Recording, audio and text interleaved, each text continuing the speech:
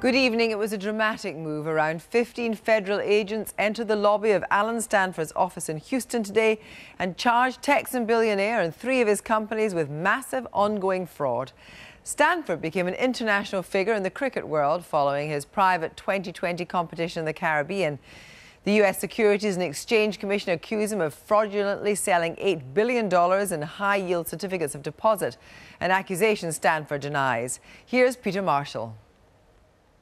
He was buying his way to become Mr. Cricket, yet this benefactor of the quintessentially English game was a Texan. If that didn't quite fit, there was a lot more about Sir Alan Stanford that raised questions too. Today he's been raided, arrested and charged with a massive ongoing fraud. It's said to be worth billions. I think it's going to be $8 billion at the bank and possibly as much as $50 billion at the investment advisory firm. This is still a developing story. Alan Stanford had based himself in the Caribbean island of Antigua. He'd become a citizen, the richest and most influential, with 2 major banks, a newspaper, a trust company, a firm which handled real estate and 2 restaurants. He also owns the cricket ground, where he spoke to the BBC.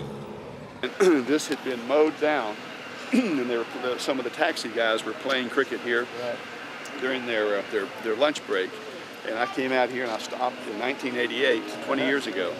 And I said, you know what? I'm going to build you guys a baseball field. He said, no, this is a cricket field, not a baseball field. By the time of his 2020 cricket tournament in November last year, with its $20 million prize, Mr. Stanford had been accused by purists of further confusing the 2 sports. He pressed on regardless, unaffected by the critics, and more importantly, by the credit crunch.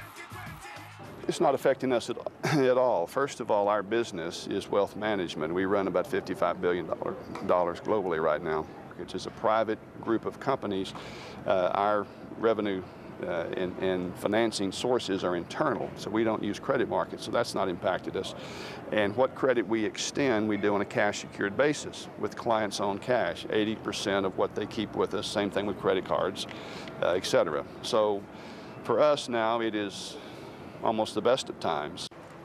The best of times weren't to last. Today, Sir Alan Stanford's offices in Houston were raided by US Marshals. The Securities and Exchange Commission said Stanford and the close circle of family and friends with whom he runs his businesses perpetrated a massive fraud based on false promises.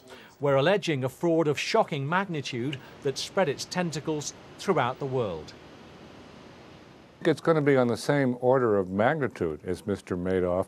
The difference is this may have been caught early enough that there are still a substantial amount of illiquid assets that haven't been sold off by the promoter.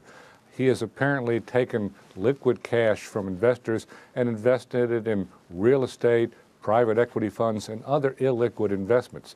How much of that has disappeared, we don't know, but there is likely to be a substantial discount here that's going to run into the billions of dollars. It's alleged to be a Ponzi scheme, a pyramid scheme. That may be a little bit premature to call this a Ponzi scheme. A Ponzi scheme means that money is coming in and immediately going to pay off the early investors.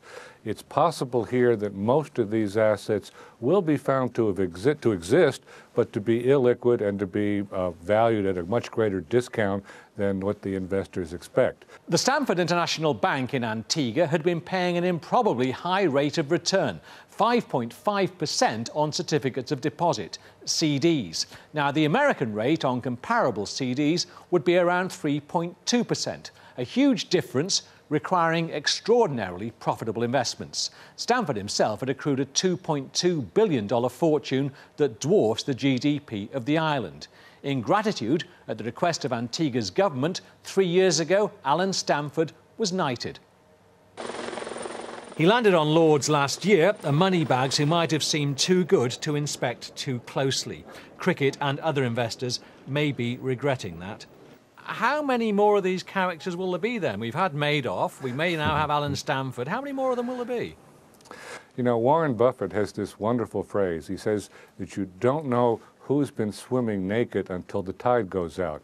Well, the tide has gone out on Wall Street, and we're finding several people out there swimming around without any trunks on and without any assets, and I do think this is going to fuel some further investor paranoia. The cricket mogul from Texas, an unlikely character with whom the England and Wales Cricket Board have now suspended sponsorship negotiations. Peter Marshall, in a moment I'll be speaking to Jacob Frankel, the former SEC